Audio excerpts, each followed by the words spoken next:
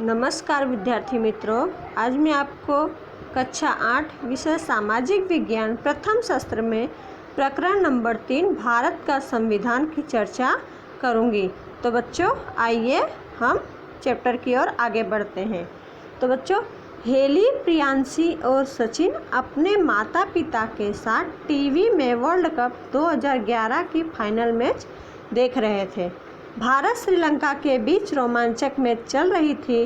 World cup Bharat को मिलेगा या श्रीलंका को?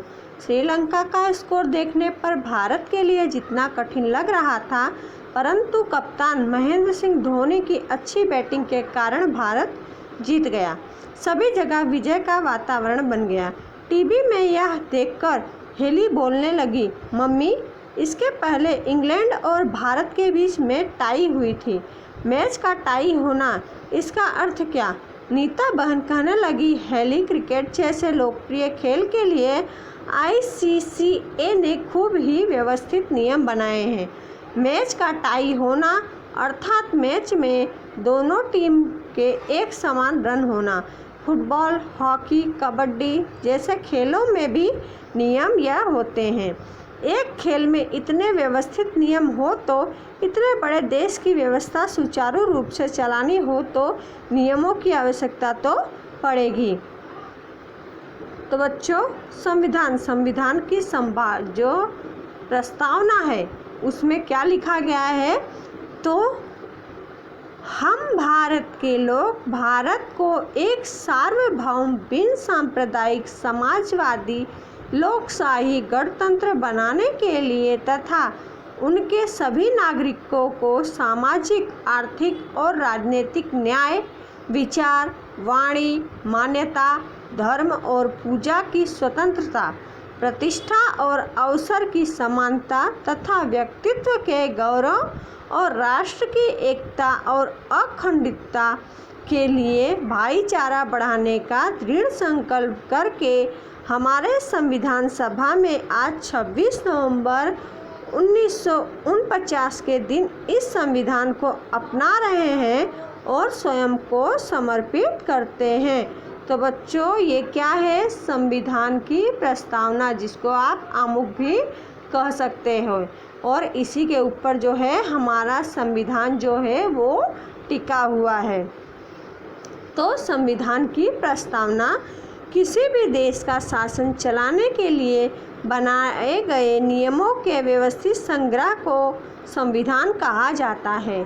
संविधान लिखित या अलिखित भी हो सकता है। मतलब कि संविधान बच्चों दो प्रकार का हो सकता है, एक लिखित और एक अलिखित।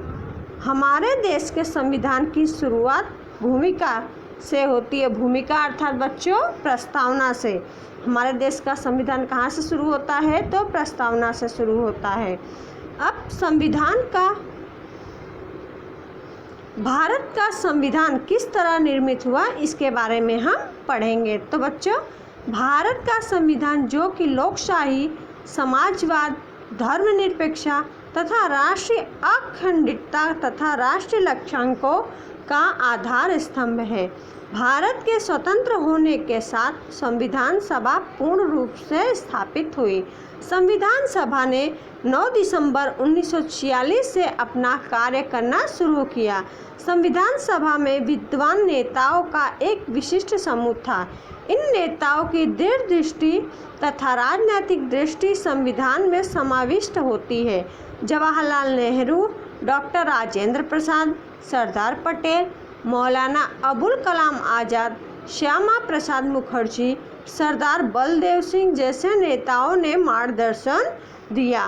फ्रैंक एंथोनी, एंग्लो इंडियन तथा SP मोदी ने भी प्रतिनिधित्व किया। तो बच्चों, ये सब जो नाम है, ये लोगों ने संविधान बनाने में, इसका निर्माण करने में ये लोगों ने प्रतिनिधित्व किया है और ये लोगों ने इसमें भाग भी लिया है। Alladi Krishnaswami Ayyar, doctor BR Ambedkar, KM Munshi जैसे विशेषज्ञ यह संविधान सभा के सदस्य थे। सरोजनी नायडू तथा विजया लक्ष्मी पंडित जैसी महिला सदस्य भी थी। डॉक्टर राजेंद्र प्रसाद को संविधान सभा का अध्यक्ष बनाया गया था।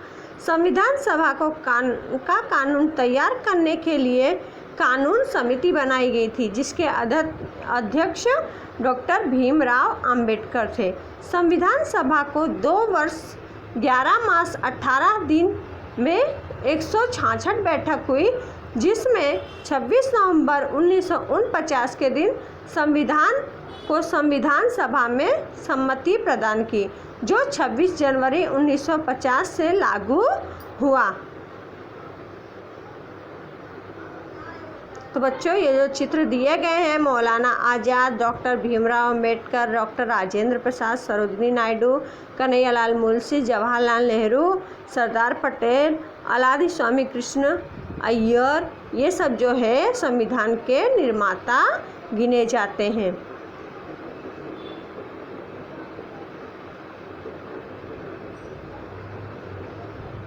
अब बच्चों, संविधान की आवश्यकता क्या है? संविधान ना होता तो संविधान के बिना किसी भी देश के शासन की कल्पना नहीं की जा सकती है। संविधान से बहुत से उद्देश्य सिद्ध होते हैं। यह एक ऐसा दस्तावेज है कि जो आदर्शों को सूत्रबद्ध करता है। संविधान ही बताता है कि हमारे देश की सरकार किस तरह की होगी, हमारे देश की व्यवस्था किस तरह की होगी। लोकशाही शासन व्यवस्था में हम अपने नेताओं का चयन करते हैं, जिससे हमारे द्वारा वह सत्ता संभाल सकते हैं। फिर भी ये नेता अपने अधिकारों का दुरुपयोग ना करे, उसके लिए संविधान में उपाय बताए गए हैं। हमारे संविधान में ऐसे नियम या व्यवस्था है कि जिससे शासक अपने अधिकारों का दुरुपयोग ना कर सके। भारतीय संविधान में ऐसे बहुत से प्रावधान हैं, मतलब उनके लिए नीति नियम बनाए गए हैं। भारत के संविधान में ब्रिटेन, आयरलैंड, फ्रांस और अमेरिका के संविधान की विशिष्टताओं का समावेश किया गया है और भारत का संविधान विश्व का सबसे बड़ा लिखित संविधान है। अब इसकी बच्चों हम विशेषताएं पढ़ेंगे। किसकी? भारत के संविधान की विशेषताएं, जिसको लक्षण भी कह सकते हैं। तो पहला क्या है? लोकशाही शासन पद्धति। भारत ने लोकशाही शासन पद्धति का स्वीकार किया है। हमारे देश में प्रति 5 वर्ष में सामान्य चुनाव होता है। इसमें 18 वर्ष या उससे अधिक उम्र वाले नागरिक मतदान करते हैं। चुनाव के बिना लोकशाही की कल्पना की नहीं जा सकती। अपने प्रतिनिधियों के चुनाव में देश के सभी लोगों की भूमिका है। देश का कोई भी नागरिक चुनाव लड़ सकता है, भले ही वह किसी भी धर्म, जाति, वर्ग, स्त्री या पुरुष क्यों ना हो। उसमें चुने गए सदस्य या प्रतिनिधि 5 वर्ष तक जन प्रतिनिधित्व करते हैं। नागरिकों को विचार, वाणी, अभिव्यक्ति और इच्छानुसार धर्म का पालन करने की स्वतंत्रता है। तो हमारा सबसे पहला लक्षण कौन सा हुआ संविधान का बच्चों? तो लोकशाही शासन पद्धति, मतलब लोगों के द्वारा जो सर्वमान्य हो उसे। ठीक है। अब दूसरा है धर्मनिरपेक्षता। धर्मनिरपेक्षता बिन सांप्रदायिक। इसमें क्या है बच्चों? तो भारत एक गैर सांप्रदायिक, धर्मनिरपेक्ष और गणतंत्र देश है। मतलब इसमें अनेक प्रकार के धर्मों के लोग रहते हैं।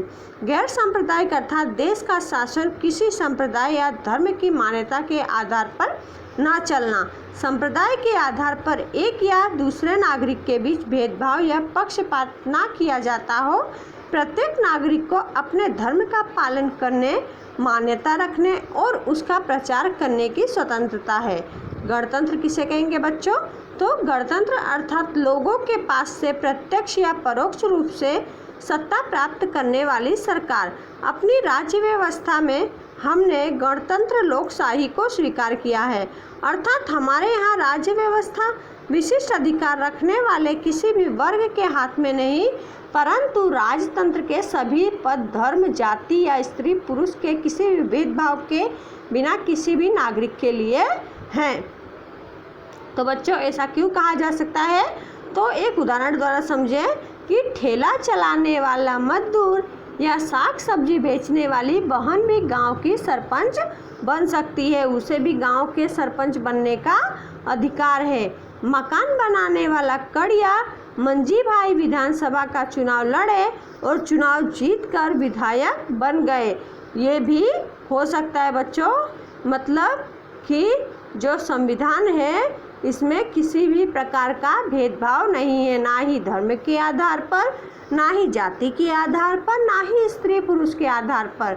अब जो है हम यहाँ पर एक चार्ट देखेंगे।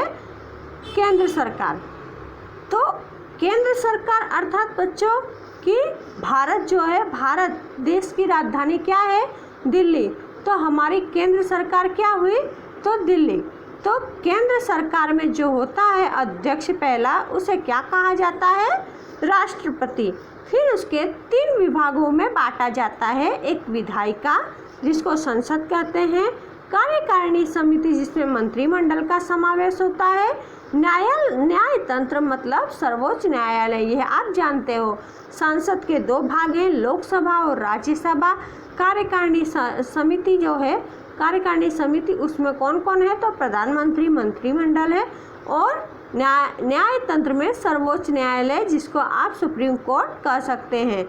ठीक उसी तरह जिस तरह देश के संचालन के लिए केंद्र सरकार जो है वो मुख्य भूमिका निभाती है, उसी तरह राज्य के संचालन में राज्य सरकार जो है वो मुख्य भूमिका किसको सौंपती है?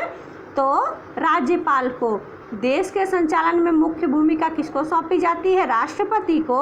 और राज्य सरकार में मुख्य भूमिका राज्यपाल को सौंपी जाती है। इसके भी 3 भाग हैं, विधायिका, कार्यकारिणी, न्यायतंत्र। तो विधायिका में दो होते हैं, विधानसभा और विधान परिषद। और कार्यकारिणी समिति में कौन होता है? मुख्यमंत्री और मंत्रिमंडल, जिसके अंतर्गत स्थानीय प्रशासन आता है, जिसमें पंचायती राज सत्ता आती है और महानगर पालिका और नगर पालिका आती है। और उच्च न्यायतंत्र में बच्चों तो उच्च न्यायालय जिसको आप हाई कोर्ट कहते हैं, उसका समावेश होता है। अब बच्चों सरकार के कार्य, तो धारा सभा, कार्यकारिणी और न्यायतंत्र केंद्र सरकार के अंग है। संसद कानून बनाने, मंत्रिमंडल इन कानूनों का अमल कराने और न्यायतंत्र कानून का अर्थघटन करने और न्याय देने का कार्य करता है। अब बच्चों क्या पढ़ेंगे हम? संघ राज्य। तो भारत एक संघ राज्य है, यानी कि घटक राज्यों का संघ, जिनमें कानून बनाना केंद्र का विषय, राज्य का विषय और संयुक्त विषय निश्चित किए गए हैं। देश की संसद संघ सूची के विषय पर जो कानून बनाती है वह पूरे देश में लागू होता है। मूलभूत अधिकार, तो बच्चों संविधान में मूलभूत अधिकारों और स्वतंत्रता का समावेश किया गया है। उनमें विशेष रूप से संवैधानिक उपचारों का अधिकार दिया गया है, जिसमें डॉक्टर भीमराव अंबेडकर साहब ने कहा है भारतीय संविधान की अंतरात्मा है। कौन है? तो मूलभूत अधिकारों को भारतीय संविधान की अंतरात्मा कहा गया है। संविधान राज्य और अन्य व्यक्तियों के अधिकार की रक्षा करता है। और इस तरह यहाँ पर यह पाठ पूरा होता है।